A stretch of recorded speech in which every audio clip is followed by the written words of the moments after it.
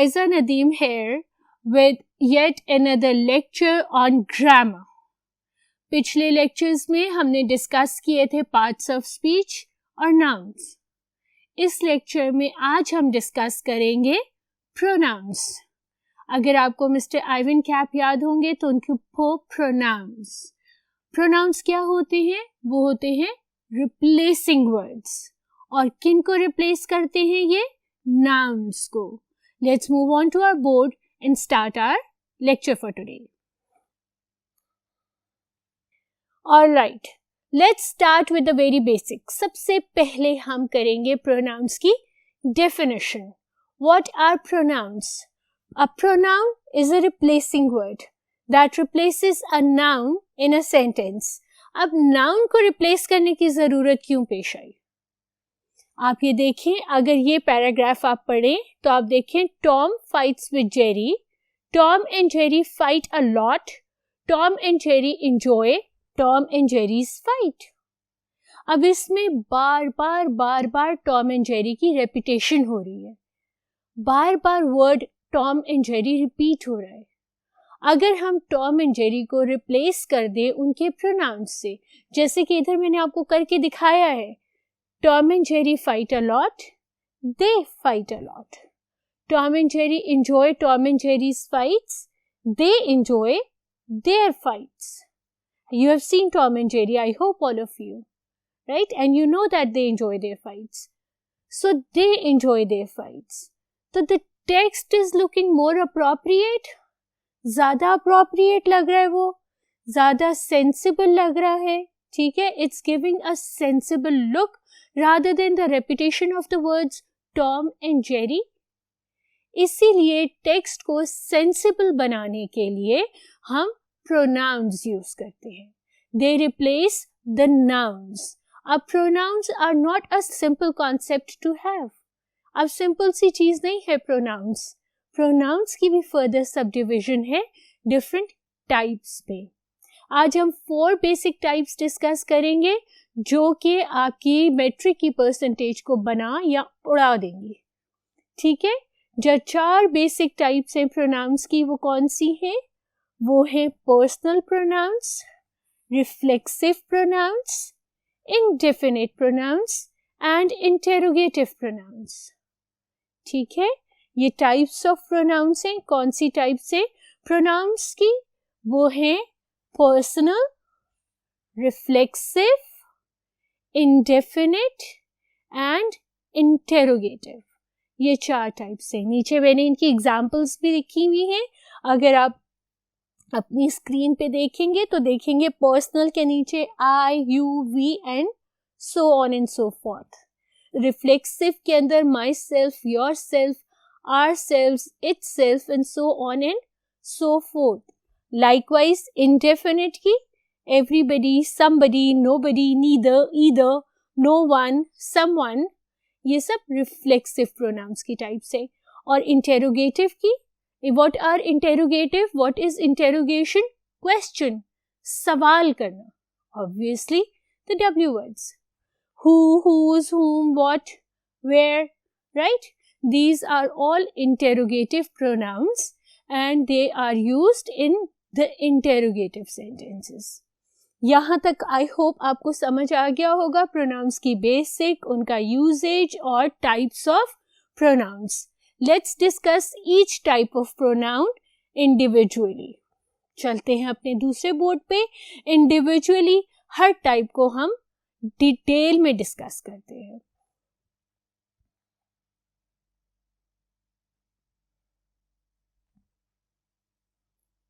Personal pronoun.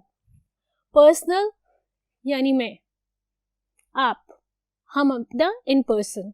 Personal pronouns are further subdivided into subject, object and possessive. Subject is I, we, you, he, she, it and they.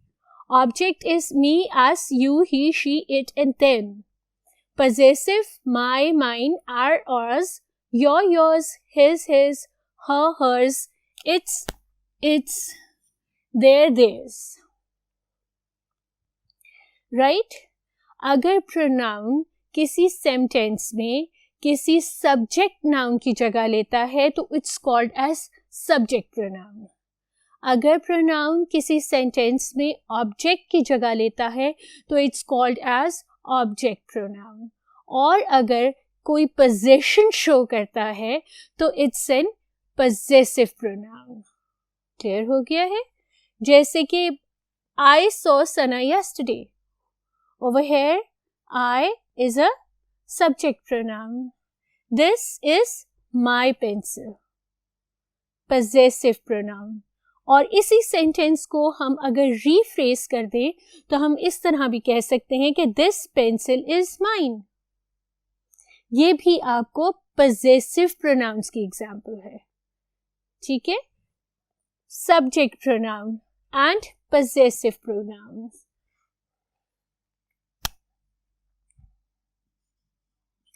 Ali kicked the ball. He kicked it hard।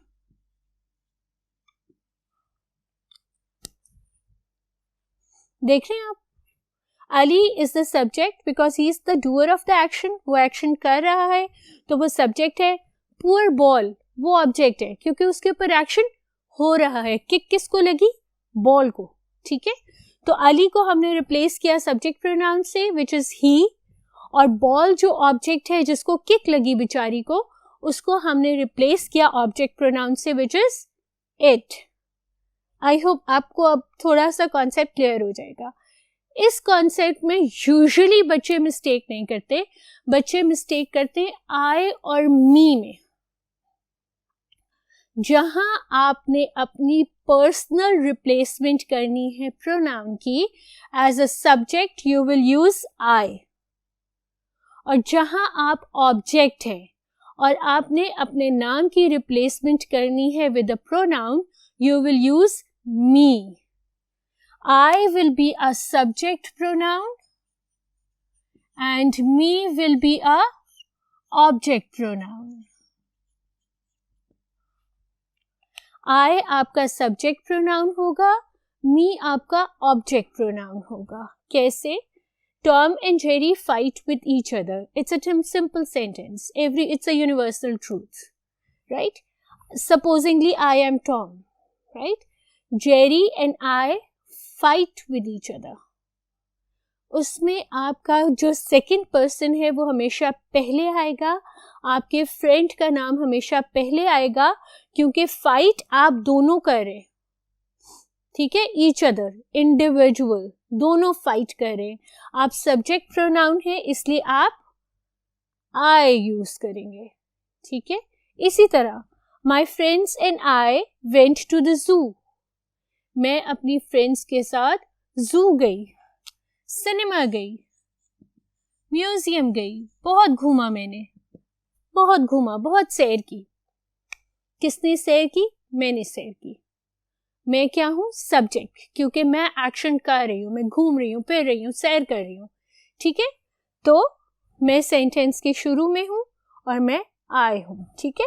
The boss gave the project to Jerry and me. अब हम क्या हैं यहाँ पर? मैं यहाँ पर object हूं क्योंकि प्रोजेक्ट मुझे दिया जा रहा है, और प्रोजेक्ट कौन दे रहा है? मेरा बॉस। तो जब मेरे बॉस ने मुझे प्रोजेक्ट दिया, मैं कुछ नहीं कर रहा, मैं बैठा हुआ हूँ, मेरे ऊपर काम किया जा रहा है, मुझे प्रोजेक्ट दिया जा रहा है, तो मैं सेंटेंस के आखिर में हूँ और मैं मी हूँ, मैं आई नहीं हूँ। ये एक कॉमन एरर होती है जो बच्चे बेतहाशा करते हैं। Even if you reach this grade, the highest school grade, you do this common mistake. छोटी सी की है, सेंटेंस के शुरू में तो आई है, सेंटेंस के एंड में है तो मी है। लेकिन अगर आप इसको एक सेंसिबली इंग्लिश लिटरेट पर्सन की तरह बताएंगे तो आप ये बताएंगे कि आई जो है वो सब्जेक्ट प्रोनाउन है और मी जो है वो ऑब्जेक्ट प्रोनाउन है। अगर आपने एज अ सब्जेक्ट अपने आप को रिप्लेस करना है, अपने नाम को रिप्लेस करना है, तो यू विल यूज आई, और अगर एज एन ऑब्जेक्ट आपने अपने नाम को रिप्लेस करना है तो you will use me, right. Let's move on to the second type of pronouns. Let's move on to my next board.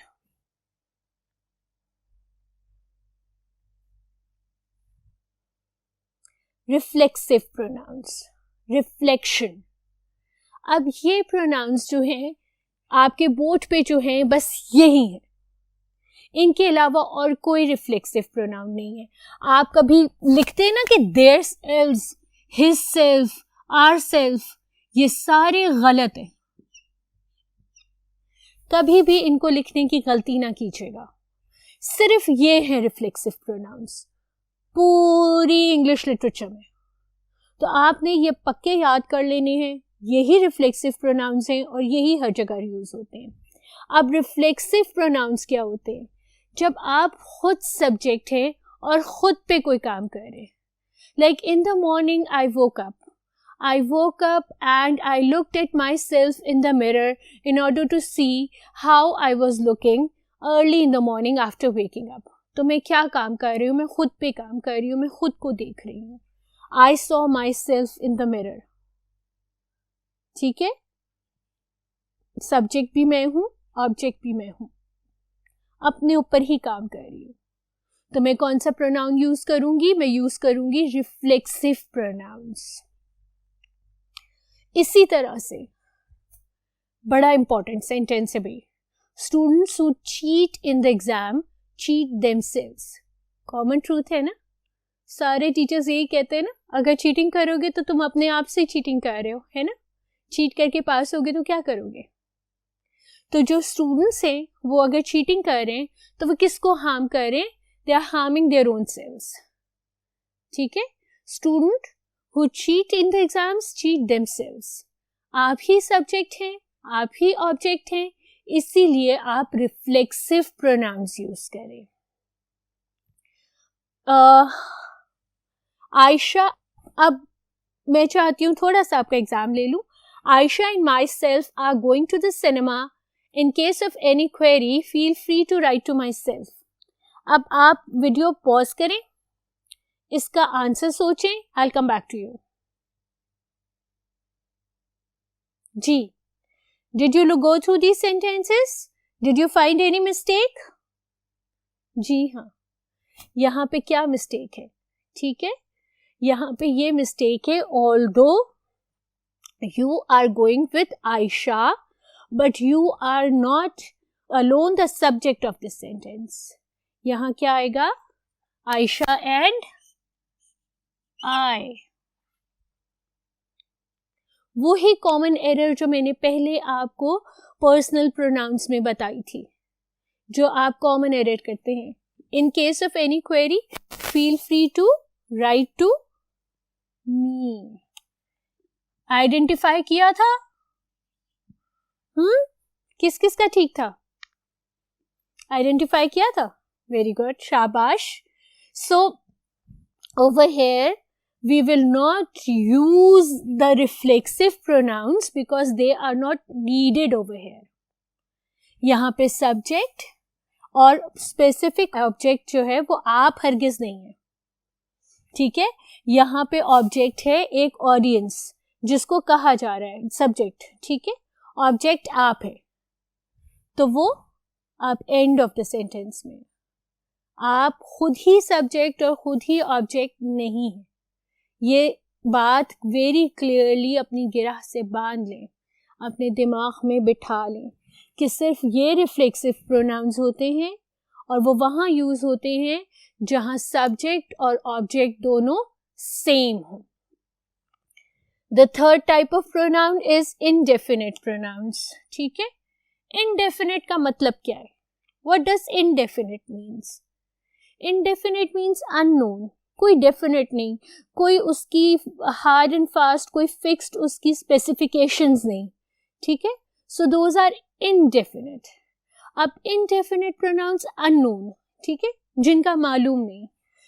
ये फ्यू एग्जाम्पल्स हैं. इसके अलावा और भी बहुत सारी एग्जाम्पल्स हैं, लेकिन ये few examples are on the board, ठीक है। Anybody, everybody, nobody, each, either, neither, somebody, no one, something. अब इन प्रोनाउंस की स्पेसिफिक क्या क्वालिटी है? इन प्रोनाउंस की स्पेसिफिक क्वालिटी ये है कि even if you are speaking about everybody, हर कोई, एवरी मीन्स ईच, यानी वहां अगर 100 लोग भी हैं तो आप एवरीबडी को as a singular noun deal करेंगे। Everybody means each. Everybody is invited to the party. You have been to your school and you have asked everyone, you are invited to my party. तो every singular one is considered as everybody. तो everybody singular noun consider होता है। ये जब मैं further subject and verb agreement पे lecture दूंगी तो आपको इसको clarify करूंगी। अभी आपने ये याद रखना है कि जितने indefinite pronouns हैं वो सारे के सारे as a singular noun consider किए जाते हैं। Everybody is invited to the party. Nobody was there to greet me. I was coming from Karachi to Lahore. मेरा प्लेन लैंड किया, मैं बाहर निकली, बाहर जाके देखा, nobody was there to greet me. वहाँ कोई भी मुझे लेने नहीं आया था, ठीक है। Nobody. Even if there was no person, this is considered as singular noun. Neither of you were able to solve the question. दो लोग हैं, उन दोनों में से एक ने भी सवाल सॉल्व नहीं किया। Will either of you go and fetch me a glass of water? आप दो लोग हैं, क्या आप दोनों में से एक जाके मुझे एक ग्लास पानी लाके देगा? तो ये जितने भी आपके indefinite pronouns हैं, ये सारे के सारे singular pronouns consider किए जाते हैं। ये इनको याद रखिएगा, ठीक है। चलते हैं अपनी लास्ट टाइप ऑफ प्रोनाउन की तरफ, नेक्स्ट बोर्ड पे।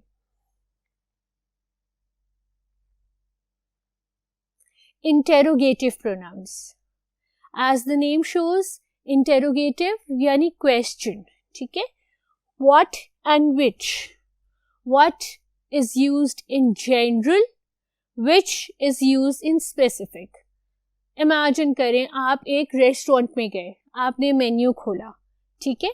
आपने अपने फ्रेंड से पूछा what do you want to eat, क्योंकि इतना बड़ा मेन्यू है, 4 लीफलेट्स हैं उसके, ठीक है, इतना बड़ा मेन्यू है, और आपने उसको पूछा what do you want to ईट।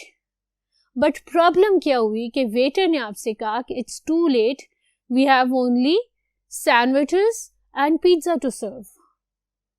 बहुत लेट गए हो बेटा, रेस्टोरेंट में सारा खाना खत्म हो गया और वेटर आपको कह रहे हैं कि सिर्फ उसके पास सैंडविचेस हैं और पिज्जा है। फिर आप अपने फ्रेंड से क्या पूछेंगे? फिर आप अपने फ्रेंड से पूछेंगे which do you want to eat. अब स्पेसिफिक हो गया, 2 चीजें हैं, उसमें से कौन सी खानी है। I hope the concept is clear. आपकी आंखों में कुछ पड़ गया है and you are feeling unwell, तो you say there something fell into my eye. Your friend will ask you which eye. 2 ही आंखें ना आपके पास। You hurt your finger. Your friend will ask you which finger did you hurt. ठीक है, 10 उंगलियां, उससे ज्यादा तो नहीं है, ठीक है। What हम यूज कर रहे हैं जब हमारे पास बहुत सारी बड़ी सी ऑप्शन हो, ठीक है। What will you do today? आज आप क्या करोगे, ठीक है। सारा दिन मल्टीपल एक्टिविटीज है, ठीक है। व्हाट विल यू प्ले, बहुत बड़ी ऑप्शन है, जिम्नेजियम में आप।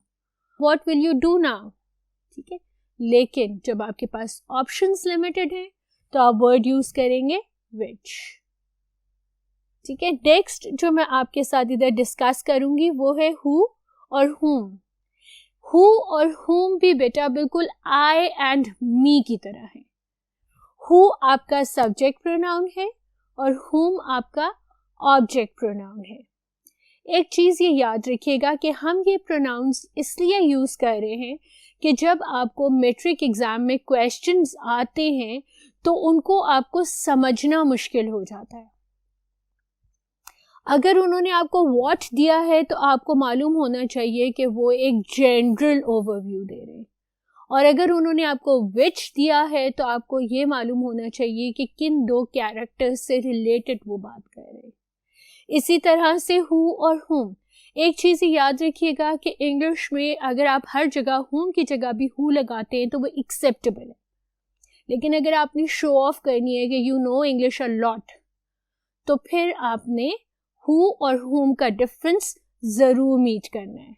जैसे कि who visited Ali in the hospital, subject किसी ने विजिट किया था, सब्जेक्ट है वो काम कर रहा है, अली तो बेचारा हॉस्पिटल में है, लेकिन उसको किसने विजिट किया, subject who, right. Ali was visited by whom in the hospital, यहाँ पर ये ऑब्जेक्ट है, ठीक है। अली को विजिट किया गया था किसी ने, तो वो कौन थे, यहाँ पर ये ऑब्जेक्ट है, ठीक है। क्लियर हो गया कॉन्सेप्ट who और whom का, what और which का।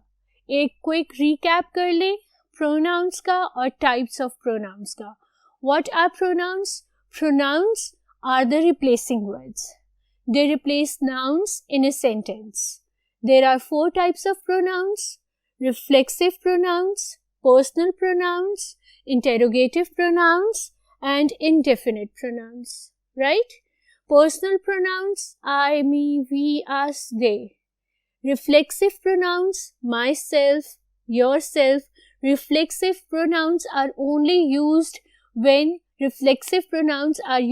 you are both the subject and the object, ठीक है। I और me का कॉन्सेप्ट याद रखना है। I is the subject pronoun, me is the object pronoun. Sentence के शुरू में आप कोई काम कर रहे हैं तो आप सब्जेक्ट हैं और वहाँ पर आप I यूज़ करेंगे। सेंटेंस के एंड में आप रिलैक्स कर रहे हैं और आपके ऊपर सब काम कर रहे हैं और सारा एक्शन आपके ऊपर किया जा रहा है, तो आप ऑब्जेक्ट प्रोनाउन हैं और आप मी यूज़ करेंगे। इंडेफिनिट प्रोनाउंस, जहाँ पर आपको कोई specific, you are not cleared who the specific noun or the person is. Somebody stole my pencil. Somebody is responsible for all this mess. Nobody owned up the mistake. ठीक है? You are not sure who the culprit is. You are not sure who you are talking about. तो those are indefinite pronouns और उनकी एक specific list है जो मैंने आपको बोर्ड पे लिख के दी है। आपने वो सारी याद कर लेनी है ताकि, और आपको यूसेज भी उसका याद रखना है ताकि आपसे कोई फर्दर मिस्टेक ना हो, कोई गलती ना हो। लास्ट बट नॉट लीस्ट आपके interrogative pronounce. Questions, the difference between what and which and who and home. What जब आपके पास एक बड़ा वास्ट सी ऑप्शंस हो और आपने उसमें से सवाल करना हो तो आप कहते हैं व्हाट, और which when you have a limited specific options to work on, वो होता है which। इसी तरह who और whom, generally who is good for every sentence, लेकिन अगर आपने ज़रा सा रोब मारना है अपनी इंग्लिश का तो आपने ये कहना है कि who is for subject pronoun and whom is for object pronoun। इसके साथ आज की प्रोनाउंस की एक्सप्लेनेशन और सब कुछ ख़त्म हो जाएगा। मिलेंगे हम अपने अगले लेक्चर्स में वर्ब को लेके। अल्लाह हाफ़िज़।